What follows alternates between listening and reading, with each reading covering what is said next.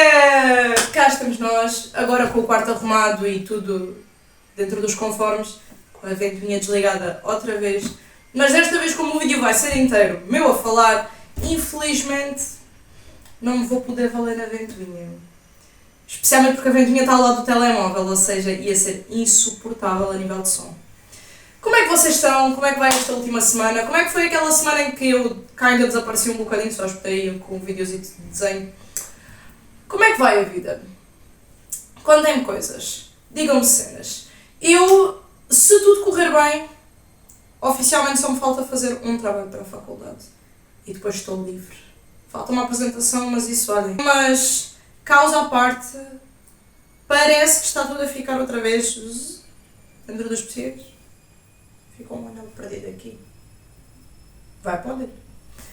Bem, e o vídeo de hoje é sobre o quê? Vamos voltar às raizinhas e vou fazer um vídeo de opinião. E vou falar de um livro que li. E vou falar de como fiquei obcecada pela lenda do Rei Arthur depois de ler Gwen e Art Não Estão Apaixonados. Comecei a ler isto há uns mesinhos. E foi tipo o primeiro romance maiorzito que eu voltei a ler depois de uma fase em que andava a ler livros curtinhos. Por acaso, a maioria deles eram livros curtinhos ou então eram livros muito rápidos de ler. E Gwen e Art Não Estão Apaixonados não é muito rápido de ler e tem algumas partes mais lentinhas, mas foi provavelmente uma das leituras mais divertidas que eu tive nos últimos tempos. E com últimos tempos, provavelmente a leitura mais divertida do último ano. Mais intensa, não é mais intensa, mas foi um grande caos. E eu adorei. E depois, para juntar à conversa, fiz um trabalho sobre isto. Porque tenho uma professora incrível de matrizes clássicas da literatura, que os trabalhos para a disciplina dela eram sobre lendas e culturas específicas e coisas que fizeram tipo espelho depois na cultura atual, e eu escolhi a lenda do Rei Arthur. E estava bem indecisa com que recriação ou referência que ia utilizar, e achava genuinamente que ela não ia deixar de utilizar Gwen e Art Não Estão Apaixonados por ser uma cena recente, não por ser uma cena gay. O que é espantoso, porque com a maioria dos professores esse seria o problema, mas aquela mulher é amazing. E tipo, depois disse-lhe, professora, eu já ando a ler aqui um romance que é sobre isto e sobre aquilo, e uma versão homossexual, um bocadinho às palavras mais caras do que aquilo que realmente é. E utilizei Gwen e Art Não Estão Apaixonados para fazer um fucking trabalho da universidade. Ou seja, neste momento é possível que eu vá começar a ver Merlin do início. Já vi 2 ou 3 adaptações da lenda do Rei Arthur em diferentes pontinhos da história. E adoro. Mas o foco é mesmo aqui neste livrito. Eu já ia falar um bocadinho dele quando fosse aqui o Livros do Mês, que deve estar quase a sair. Se não for no próximo domingo, vai ser o outro a seguir. Eu já ia falar um bocadinho dele, mas eu realmente adorei este livro. E achei que era interessante, assim como eu fiz no início do Evelyn Hugo, fazer um sobre Gwen e Art Não Estão Apaixonados. Este livro foi-me apresentado pela pessoa que o traduziu para português, a Cris Vieira, que eu vou deixar aqui alguns fotinha da Pichoa, e o canal vai estar nos cards, vocês já sabem.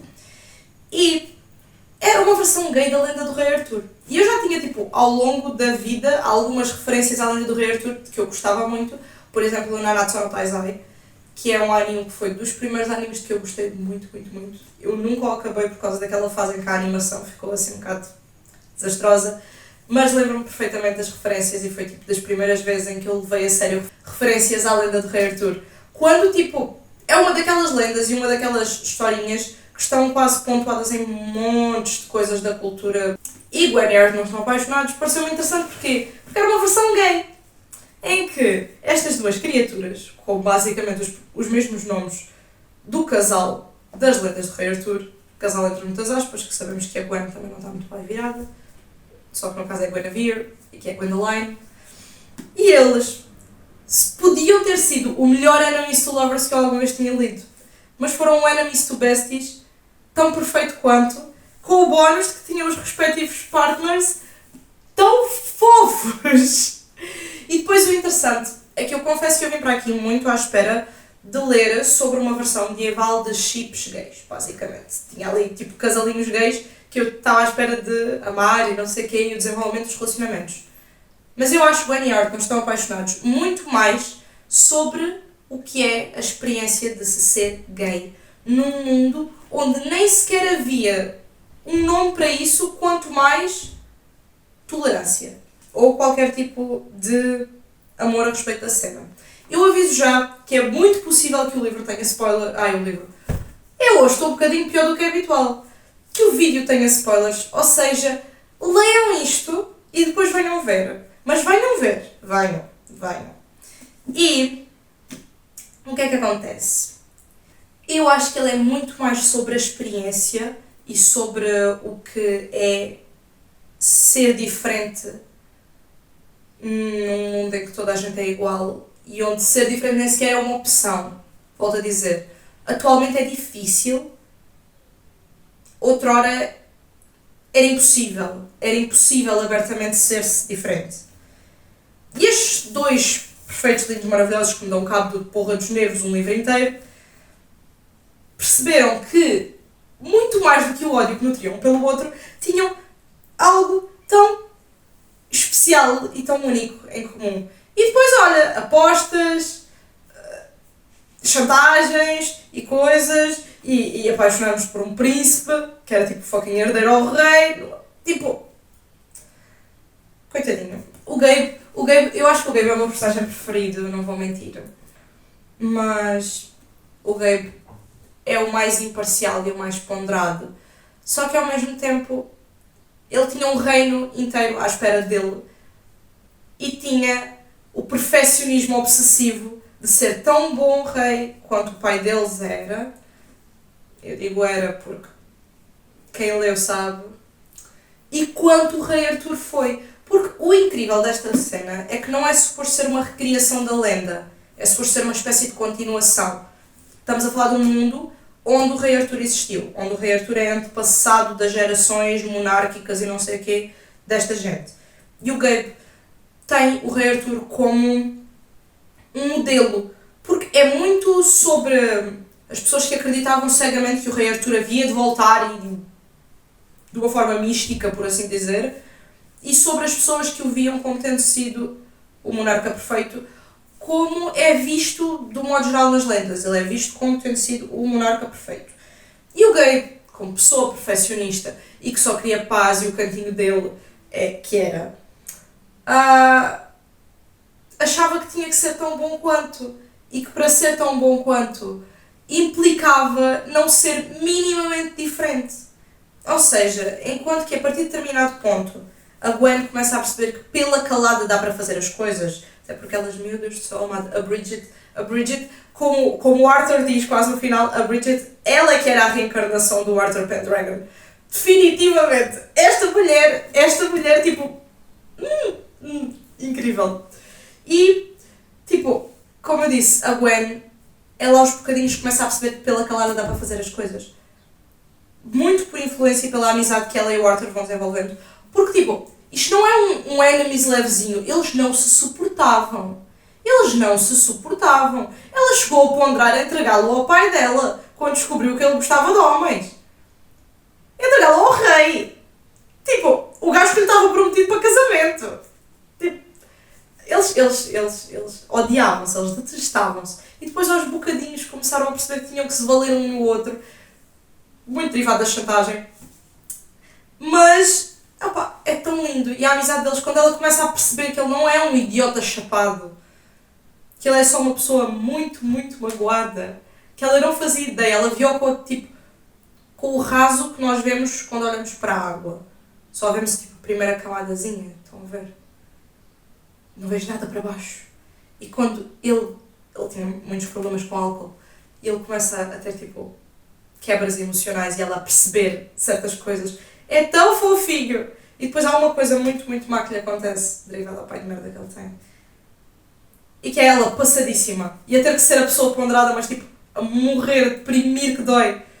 Mas é ela, tipo, que acabou por perceber que ele tem muita necessidade de contacto físico e de apoio físico e de carinho que ele não recebeu. Ai, meu Deus. Já passou. É ela a virar-se para os amigos, tipo, para o irmão e para o best friend dele, que era o guarda-costas dele. Tipo, agarra-lhe na mão e o irmão dela full on em stress, fica parado a olhar para ela, tipo, Gwen. E ela, tipo, agarra-lhe na mão. Porquê? Porque numa outra situação anterior ela percebeu que isso o acalmou. Tipo, é tão lindo. E por muito que seja um livro sobre as relações, é muito mais um livro sobre eles, estes dois seres vivos, a relação que eles criam entre eles. Como eu disse, numa coisinha heterossexual basic, teria sido um Enemies to Lovers do caralho. Teria sido um Enemies to Lovers fantástico. Em vez disso, esta autora, que, meu Deus, eu preciso ler mais coisas desta mulher, escolheu fazer o Enemies to Besties mais bem escrito que eu alguma vez li, mais divertido, porque eles eram tão estúpidos um para o outro, e ele é tão estúpido on a daily basis, que o livro é super engraçado. E depois tem momentos deep e tristes e intensos, porque depois, como um bom romance medieval, tem guerra lá para o meio, não é verdade? Como é óbvio. E é mesmo especial. Isto porquê?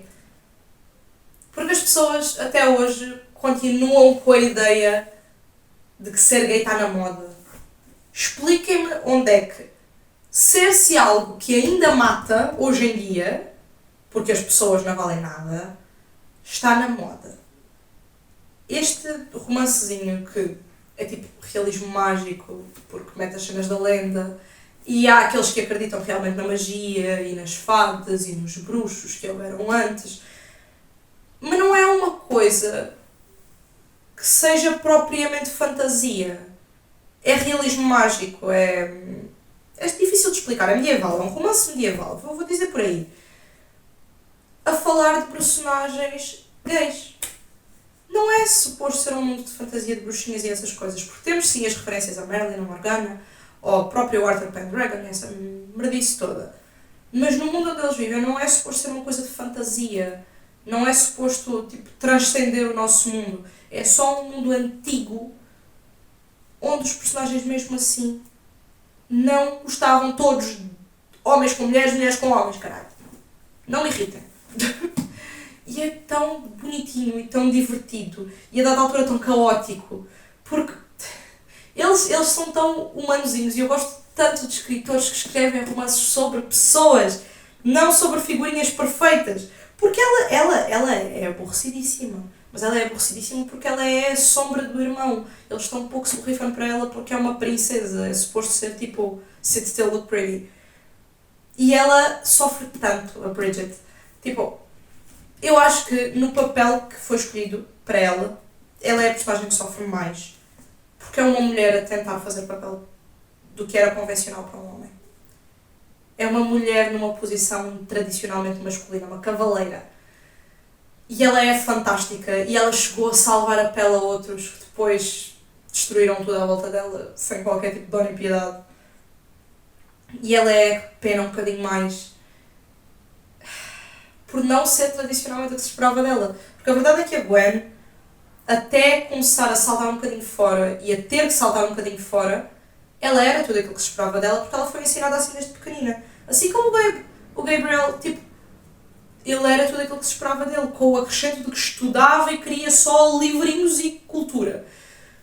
Mas tinha ao lado, que basicamente ninguém via, de que ele realmente fazia tudo aquilo que era esperado dele.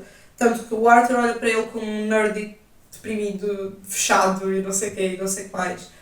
Porque era aquilo que ele mais sinceramente era, mas depois tinha ao lado de que ele foi treinado desde miúdo, desde pequenino, para ser rei. Ou seja, ele continuava a ser ótimo a lutar e a ter todo um conhecimento de cenários de batalha, ou seja, tipo, ele tinha tudo aquilo que se esperava dele e mais.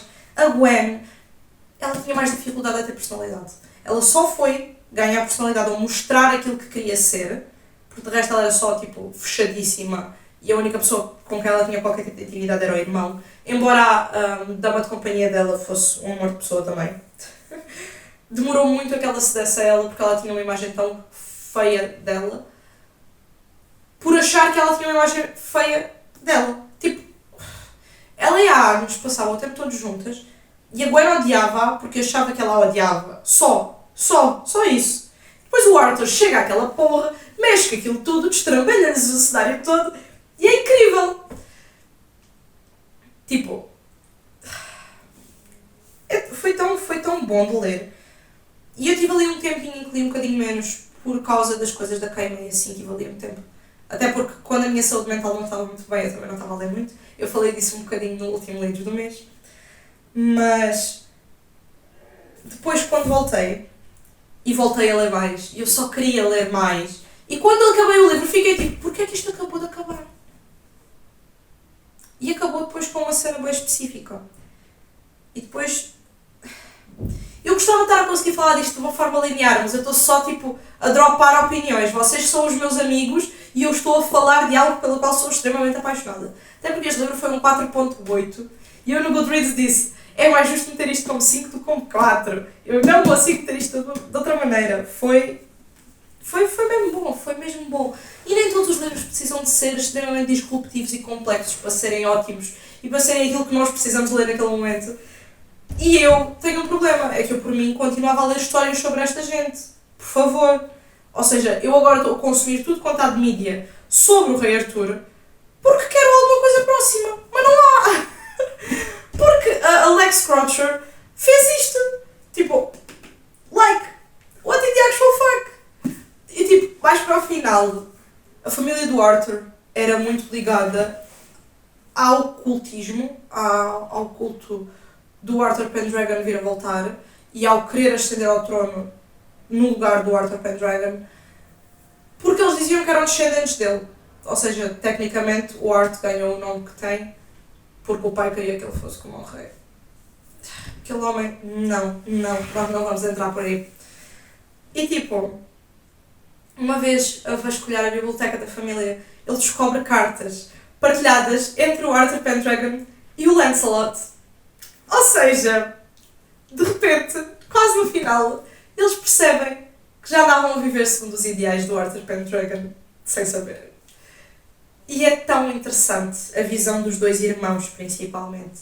Enquanto que a Gwen pensou automaticamente, isto vai melhorar a nossa vida, isto vai tornar tudo mais fácil, porque as pessoas adoram tanto a figura da lenda que vão querer aceitar como ele aceitava. Enquanto que o Gabe ponderou, o que é que nos garante que eles nos vão aceitar só por causa disso e não vão só perder o amor que tinham à lenda? Tipo, tem os dois pontos de vista, é muito interessante. E deixa-me a mim própria em conflito. Porque não sei até que ponto. Porque as pessoas, em questões atuais mesmo assim, muitas das vezes escolhem ignorar o ponto de vista de famosos porque não lhes convém, ou começam a não gostar porque não lhes convém. Começam a afastar-se dessa figura pública porque de repente ela defende algo que eles que não lhes diz nada. Ao mesmo tempo, é muito mais fácil nós sentirmos-nos protegidos quando existe uma figura pública a ser assim, tipo, hierarquia, de tipo, uma figura poderosa a ser igual a nós, faz com que nós nos sintamos mais protegidos. Portanto, eu percebo perfeitamente o ponto de vista que ela escolheu contar na Gwen. Mas o medo do Gabriel era bué real, só que foi tão frustrante, porque eles todos tipo, ok, olha para isto com olhos de ver, vais achar interessante. E ele, por vontade dele, ele no início tinha queimado as cartas. Like, frustrante. E confesso que acho que o único ponto que eu tenho a apontar de desgosto neste livro é não ter sido contado dos pontos de vista. Ter sido contado em terceira pessoa. Eu não gostei. Não gostei, mas eu sou muito bias no que toca a narrações e eu prefiro sempre o em primeira pessoa. E tipo, os capítulos eram mais ou menos alternados, tipo, de foco no Arthur ou foco na Gwen. Mas eu tinha adorado ver as coisas narradas por eles. Tipo... Opa, eu acho que teria sido mais interessante. Mas isso é a meu ver e é um gosto pessoal meu. Porque a nível de construção da história está realmente muito, muito boa. E as relações são interessantes. Eu não falei muito de como é que eles são uns com os outros, tipo os couples. São interessantes, são fixes. Estes dois matam-me, porque eles são tão diferentes e tão inseguros em determinados pontos que eles matam-me. E a tensão entre elas e tipo a cordialidade sempre constante delas uma com a outra, até isso ir assim. E de repente ela está a ensinar a lutar com uma espada e toda a gente fica possessa. Mas depois é essa espada que ela lhe vai oferecer que lhes salva o literalmente. Meu Deus! E depois tipo, ela, a Bridget com a fucking Excalibur, tipo, ai, tão bom, tão bom. Com a nona Excalibur, como eles diziam. Já se perdeu a Excalibur 30 vezes. Por isso é que eu digo, isto é um mundo onde o Rei Arthur existiu, mas em que se faz quase sátira da coisa. Há os que acreditam cegamente, como uma religião mesmo, e depois há os que só adoram a questão da lenda. E fazem, é o que eu digo, e fazem quase piada da coisa, porque as referências originais já não existem porque passou-se tanto tempo, mas ainda estão lá, ainda está o culto ao amor que eles tinham àquela história toda e ao poder e à supremacia do Arthur Pendragon. Mas são tão giros, são tão lindos. Tipo, e o grupinho deles, estes dois casais, mais os outros dois marmanjos, como eu disse na minha review do Goodreads, os heteros de estimação deles. A Agnes e o Sidney também são tão divertidos. O Sidney era dos personagens mais divertidos. E eu no início, quando o romance começou, eu jurava que ia ser entre o Arthur e o Sidney. Depois eu começo a ver tipo, os bocadinhos, olho para a capa, dois cabelos ruivos e eu, meu Deus, é o Gabriel. E a crush natural que ele tinha desde pequenino. E quando eles tipo... Porque no início, a Gwen e o Gabriel tinham uma cumplicidade muito grande, em que eles só contavam tudo uns aos outros. Mas depois começou tanto aquela coisa que ela tinha medo de partilhar certas coisas com ele. Porque não fazia ideia que ele sentia exatamente a mesma coisa. Que depois ela começa a partilhar com o Arthur. E quando eles, quase fogo cruzado, começam a perceber os segredos uns dos outros, é tão interessante e tão divertido mesmo. Teve momentos mesmo tensos, em que havia um amigo meu, que ele disse: tu não estás a ler uma história de um romance medieval gay sem que isso acabe em morte. Eu não gosto que ele tenha razão. Não morreu nenhum deles, mas acabou em morte. Opa! Tipo, não me arrependo. Recomendo muito, muito, muito. E se vocês gostaram desta conversa aleatória sobre este livro, por favor deixem o vosso like, comentem, partilhem, subscrevam.